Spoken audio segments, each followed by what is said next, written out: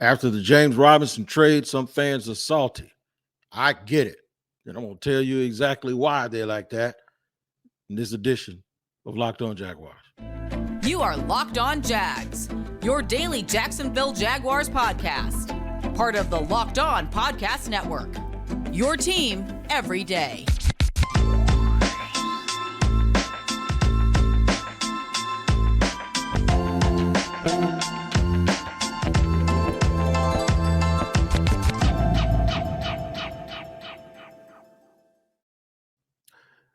Tony Wiggins, thank you for joining me, the host of Locked On Jaguars, on yet another edition of Locked On Jaguars, your daily podcast. Here with your team every day, and we thank you for making us your first listen. We're free on all platforms. Please, wherever you watch this, make sure you like and subscribe, and even on the YouTube page. Listen, man, we're going to get right to it. By this time, you all know that third-year running back James Robinson was traded to the New York Jets for a late-round draft choice that'll most likely become a fifth because of the compensation that is pretty reachable. He gets like 24 yards a game over the next 10 games or whatever. Those incentives will be met. So they're probably going to end up with a fifth-round pick.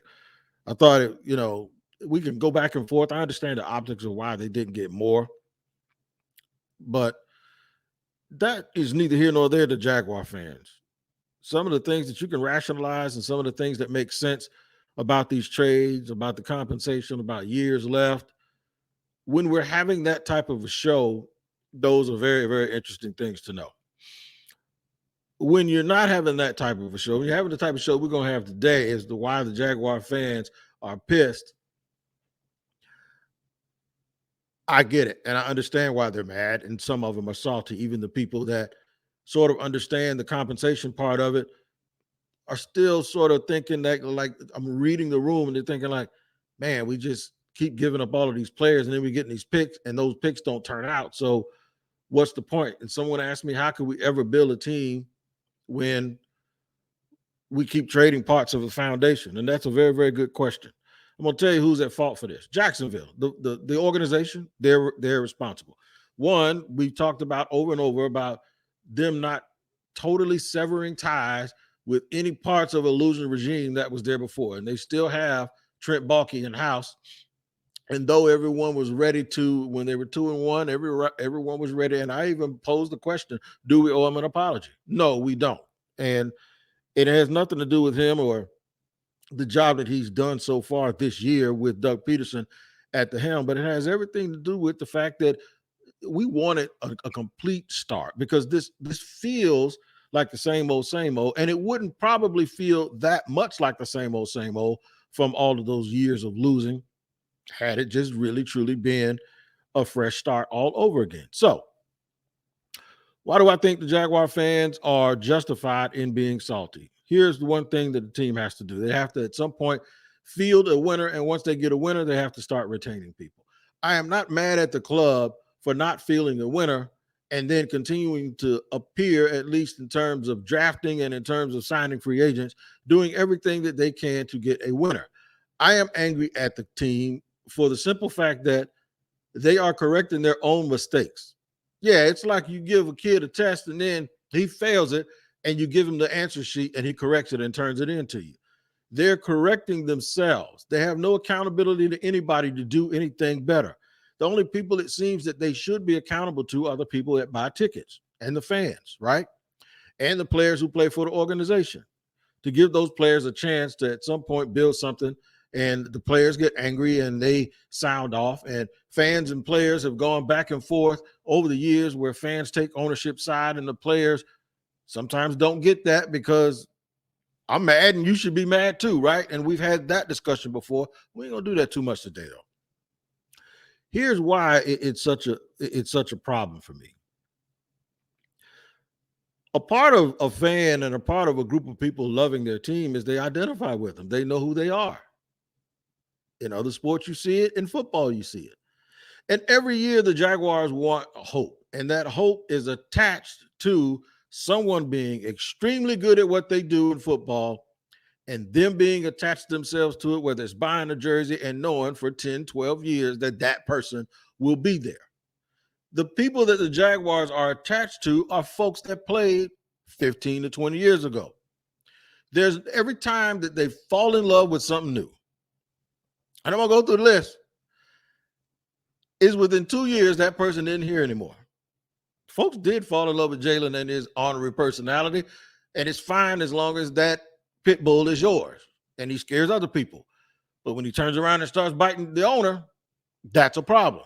Same thing with Yannick Ngakoue. So I'm going to tell you why I believe the team is complicit in these fans, other than just winning on the field, why our fans here in Jacksonville are constantly in a state of football orphanage. Yeah, I mean, it's as if they have no consistency and they change parents and change houses every other year. That's what's going on. And that's why folks that want to be stable, and I'm not making light of kids that are in the system, but what I'm telling you is part of fandom is just like we all have a family that we love and we cling to every day in our job. Well, part of it is not moving around. I'm gonna give you a hint about something.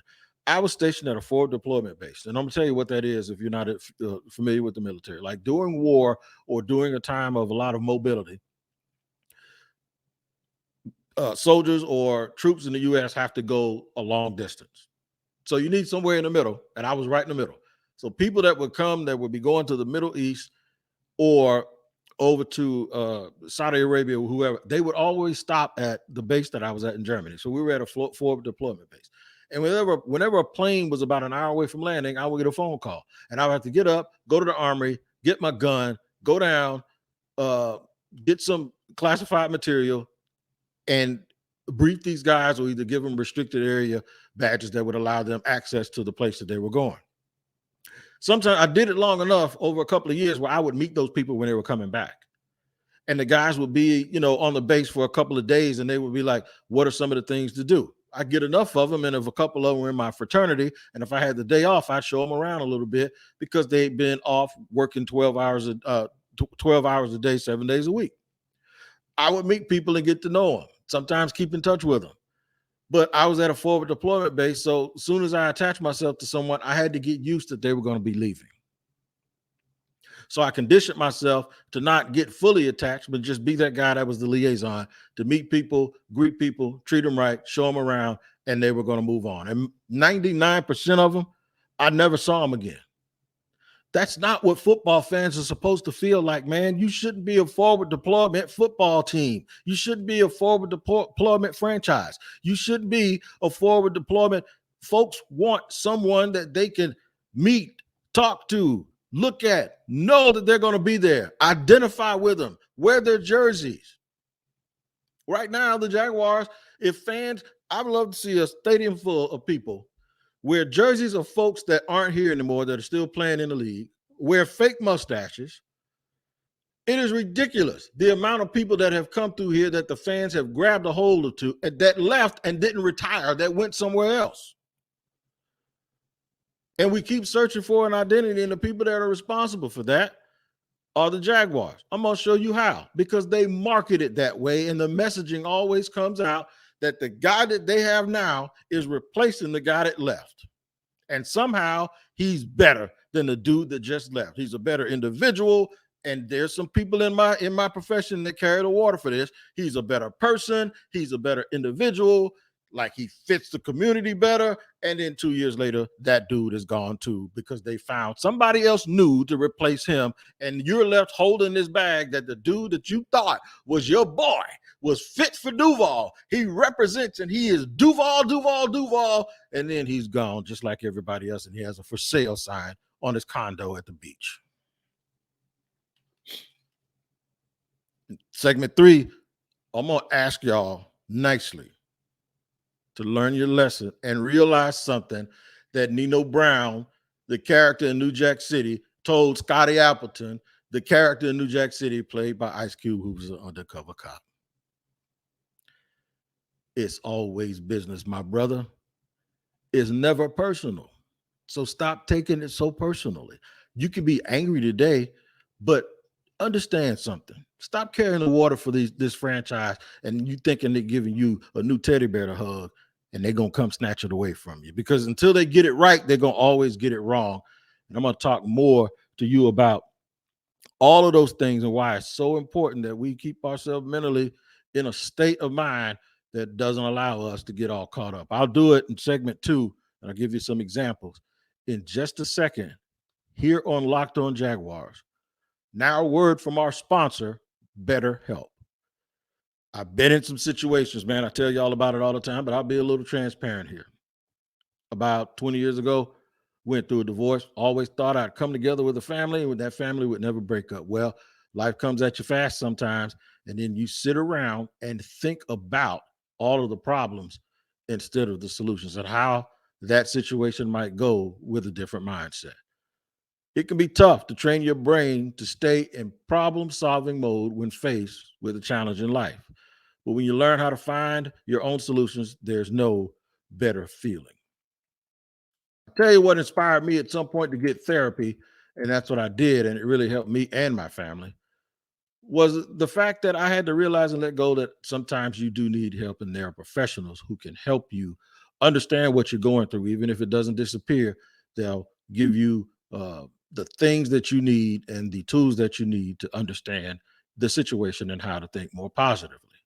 If you're thinking of giving therapy a try, BetterHelp is a great option. It's convenient, accessible, affordable, and entirely online. Get matched with a therapist after filling out a brief survey, and switch therapists at any time. When you want to be a better problem solver, therapy can get you there. Visit betterhelp.com/locked on today and get 10% off your first month. I'm going to give you that again. When you want to be a better problem solver, therapy can get you there. Visit betterhelp.com/locked on and get 10% off your first month.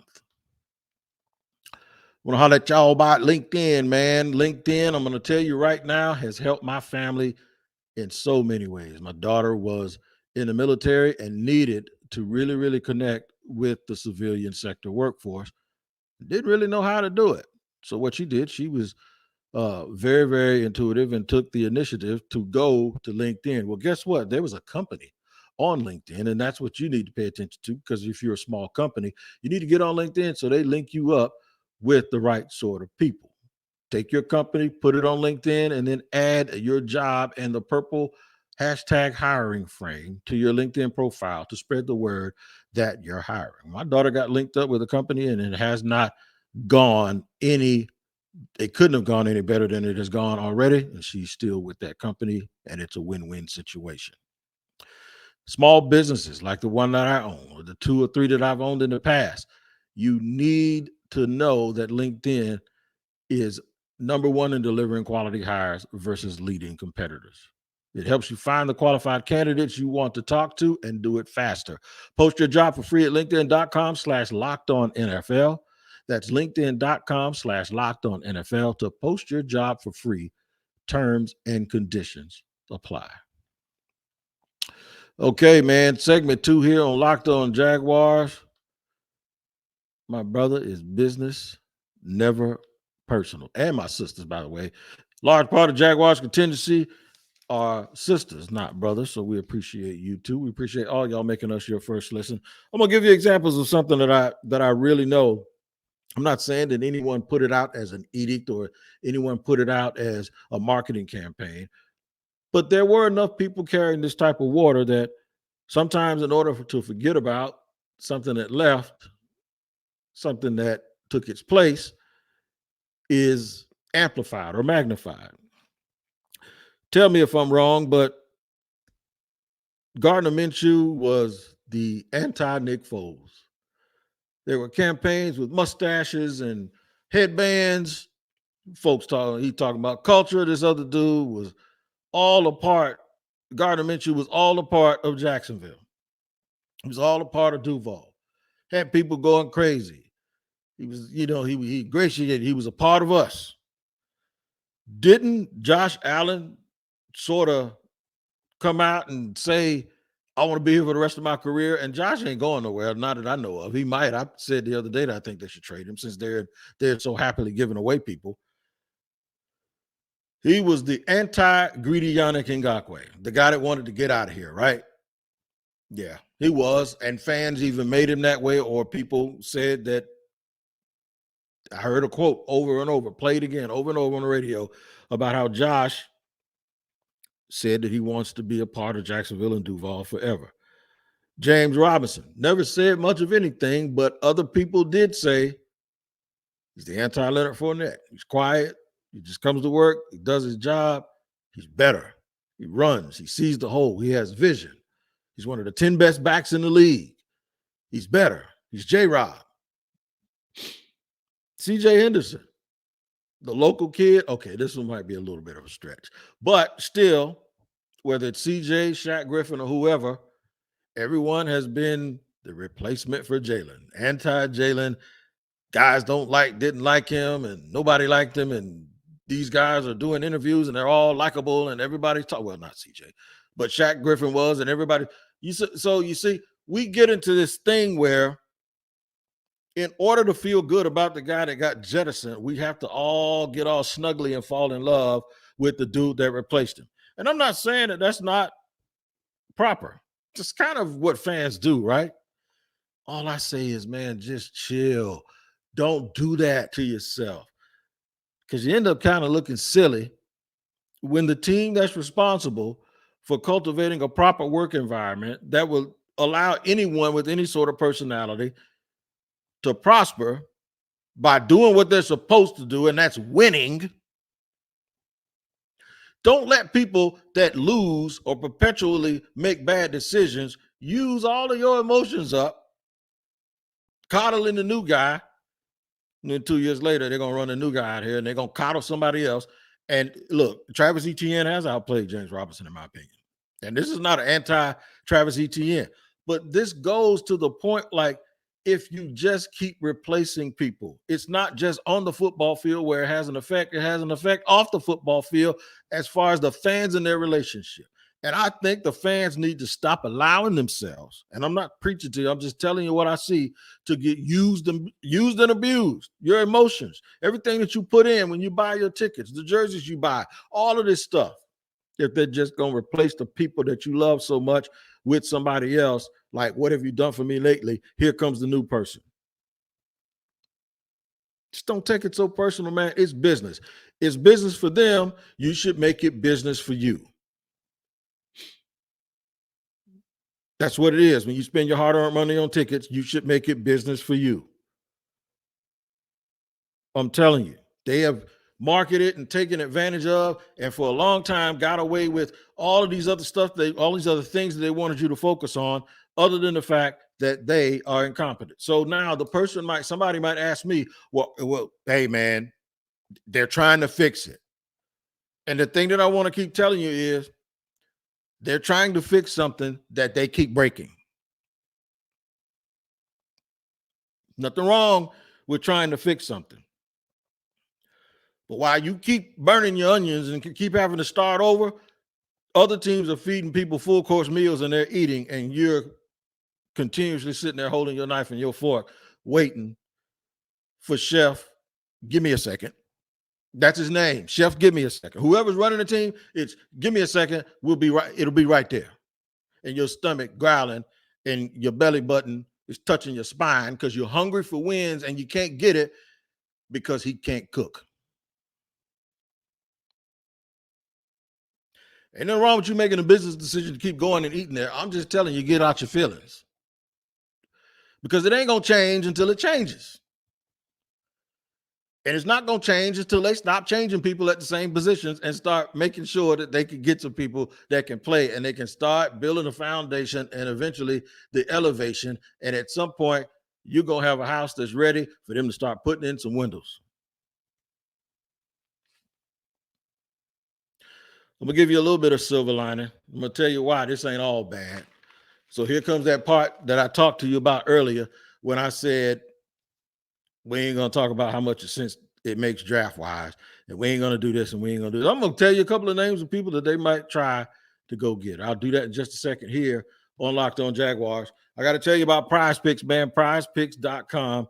Since we're talking about going out and adding people and who you should invest in, let me tell you about PrizePicks. It's a daily fantasy game where they have selections. Those selections will then have a projection. And those projections, you can say whether you're going to go more or less than those projections. And if you do this, you have a minimum of 2 players you have to pick. If you pick between 2 and 5, you can get up to 10 times your amount if you get them all right. You can take a flex option. And with that flex option, you don't have to get them all right. You can get close, and you might be able to still get some things done in your pocket. All right, so how do you get this? You can either download the PrizePicks app or go to prizepicks.com and enter the promo code Locked On. If you do that on your initial sign up, you'll get an instant deposit match of up to $100, meaning if you put $100 of your own Skrilla in, they're going to give you $100 to match that. And if you put 50 in, they're going to give you 50. Don't forget to enter the promo code Locked On at sign up for an instant deposit match of up to $100 at prizepicks.com or on the PrizePicks app. All right, man, we thank you for making us your first listen here on Locked On Jaguars. I want you to make your second listen Locked On Sports Today. What is that? From the games that matter to the games that matter the most or the games that matter the least, whatever, all the biggest stories, they're going to be on Locked On Sports Today. Go beyond the scoreboard and behind the scenes with local experts and insights only Locked On can provide. Locked On Sports Today is available on this app, YouTube, and wherever you get your podcast. Shout out to my man, Peter Bukowski. Silver lining. Travis Etienne can play. Travis Etienne can go. There's some silver lining for you. Jermichael Hasty's a really, really solid, good backup. He is. He's a good player. This might mean Snoop Conner now is going to come off activity, and maybe they've seen something that shows that he can be a serviceable member of the roster or the rotation as well. At some point, Jamal Agnew's going to come back, and they've been giving him the ball as a bit of a spark plug. So there you go. That's the silver lining. Silver lining is it also shows that every good team should always have their eye on the future. And while they're evaluating the present, and the Jaguars seem to have their eye on the future because they knew that they probably weren't going to tender James Robinson. They knew they weren't going to get any compensation, and this was the time for them to move on and get something for him. They got him as an unrestricted free agent. They now have what is going to probably be a 5th-round draft pick, so they got a free 5th rounder. The 5th rounder can be used with other picks in conjunction with other picks to move up into the draft and position themselves to make what should be an easier selection. The more that you go up, since they're not real good at picking, they're going to need to be picking more Captain Obvious guys. And that means the Jaguars are also monitoring what's going on around the league, which means you might get some guys that get traded in here. And I'll tell you who those players are. Daron Payne, who is in the last year of his deal in Washington. I think he's sort of redundant for them, along with Jonathan Allen, where they play side by side now. But maybe the best thing is to actually find a true nose tackle and allow Jonathan Allen to have more freedom. Daron Payne is a dude that can help the Jaguars. Rumor is it takes a day 2 pick to get him. That sounds like people automatically go into the assumption that it's a 3rd. No, it could be a 2nd, but you could go 3rd and 2 5ths now that you have an extra one, maybe. And maybe that helps you if you don't want to give up a 2nd round pick. You can do a pick swap.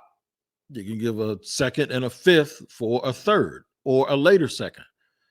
And whatever you do, I think Daron Payne is a guy that I would go out and try to sign, and I would automatically give him an extension right away.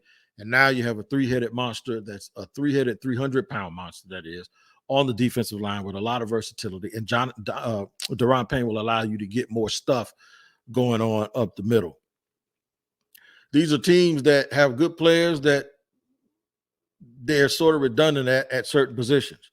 I'd probably call Pittsburgh just in case and say, hey, What do you want for Claypool? Now, is Claypool the X that I think this team needs? He could be. He could be. But I do think the team probably wants to shoot a little higher than that if they're saying, okay, this is the X we're going to have for a Super Bowl run. But even if that's the case, he could be a good number 2. But if you trade anything good for him, you're going to have to make sure that you can at least extend him for a couple of years. And he's not due for an extension yet. So if you try to give it to him a little bit early, maybe you can give him a little bit less money than he would get if you try to wait it out. But he give Trevor Lawrence a big target with a big radius and a guy who can run like the wind and who is extremely fast. You already just dealt with the Jets, so I guess that corner Hall, the kid from Virginia, the tall, rangy corner, is probably not in the cards, because if he was, they would have dealt him to you. By the way, the wide receiver Moore, I probably wouldn't move in that direction, because it just gives you more of what you already have to a lesser degree. So yeah, you get it's more of what you get with Jamal Agnew, as well as what you get with a combination of him as well as Christian Kirk. So I probably wouldn't do that. But those are the two. That's where I'd be thinking right now. And the reason why I would think them is because it doesn't just help you now, and it doesn't just give you a chance to get a fair evaluation for the rest of the year what you have, but it gives you a chance to get some of this stuff now, because it's going to be harder to get it in free agency. It's going to be harder to get guys that are proven in the draft. And it also means you can re-sign both of these guys. So it goes back to the theme of the show. You're going to have a chance to get people that you can attach to, and you know they're already good, and you can get them an extension early. So both of these guys can at least be locked up for the next 4 or 5 years and start getting an identity from people that can really, really play. So that's my spiel on it. I hope, didn't go too far over y'all's head with trying to figure out a way to keep your emotions sanitized while you still root for the team from a business standpoint. It's business, baby. It ain't never personal, but it is personal for me that you join us here on Locked On Jaguars every single day, making us your first listen, and we greatly, greatly appreciate that. Tomorrow we're going to take a look. I promise you, I've been saying I'm going to get to it for a couple of days. We're going to take a look at those top 5 or 6 guys that we really believe the Jaguars do have to create a foundation for this team moving forward. Until then, you guys take care of each other, and make sure you join me next time here on Locked On Jaguars.